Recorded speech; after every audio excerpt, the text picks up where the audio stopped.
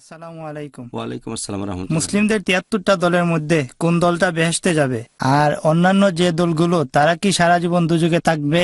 ভাই প্রশ্ন করলেন যে মুসলিমদের ৭৩টা দলের মধ্যে কোন দলটা বেহেশতে যাবে। এটা মোহাম্মদ সাল্লাল্লাহু আলাইহি ওয়াসাল্লামের একটা হাদিস আছে তিরমিজিতে। এখানে নবী বলেছেন ইসলামের মধ্যে ৭৩টা দল তৈরি হবে, মাত্র একটা দল যাবে বেহেশতে।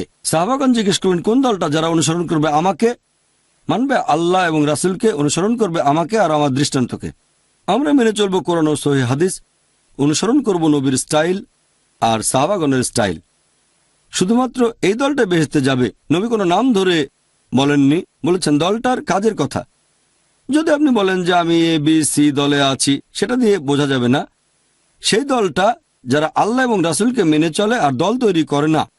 পবিত্র কোরআন বলছে দল তৈরি করো না, আপনি কোরআন মেনে চলবেন।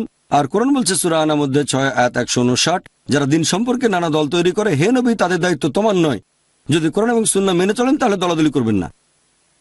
তাহলে যারা কোরআন এবং সুন্নাহ মেনে চলে আর দলাদলি করে না তারা বেহেশতে যাবে। বুঝতে পারলেন?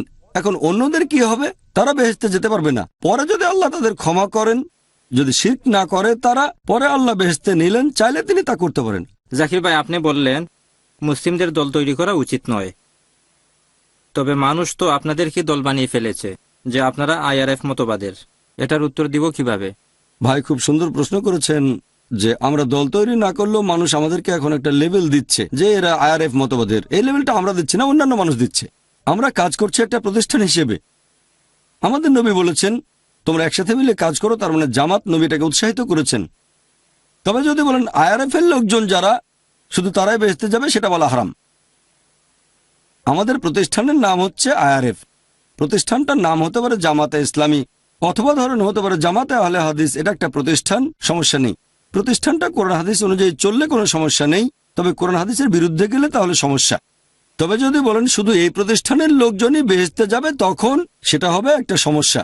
কালকে যদি কেউ বলে আইআরএফ এ যোগ দেব আর বেহেশতে চলে যাব, সেটা হবে তার ভুল। কিন্তু যদি কোনো প্রতিষ্ঠানে একসাথে মিলেমিশে কাজ করেন, কোনো সমস্যা নেই। আমরা কখনোই বলিনি যারা আমাদের লেকচার শুনবে বা আইআরএফ এ কাজ করবে তারা বেহেশতে চলে যাবে, কখনোই বলিনি আমরা। যারা আল্লাহ এবং রাসূলকে মেনে চলবে তারা এই প্রতিষ্ঠানে থাকুক বা না থাকুক বেহেশতে যাবে। মানুষ এরকম লেভেলটা দিচ্ছে। আল্লাহ লেভেল দিয়েছেন মুসলিম। যদি কেউ জিজ্ঞেস করে আপনি কি ধর্মীয় পরিচয়ে, আমি মুসলিম। আল্লাহ বলেছেন সূরা হজ অধ্যায় ২২ আয়াত নম্বর ৭৮, আমাদের সম্বোধন করেছেন মুসলিম হিসেবে। সূরা ফুসিলাত অধ্যায় ৪১ আয়াত ৩৩, অনুষ্ঠানের শুরুতে আমি এই আয়াতটা বলেছিলাম।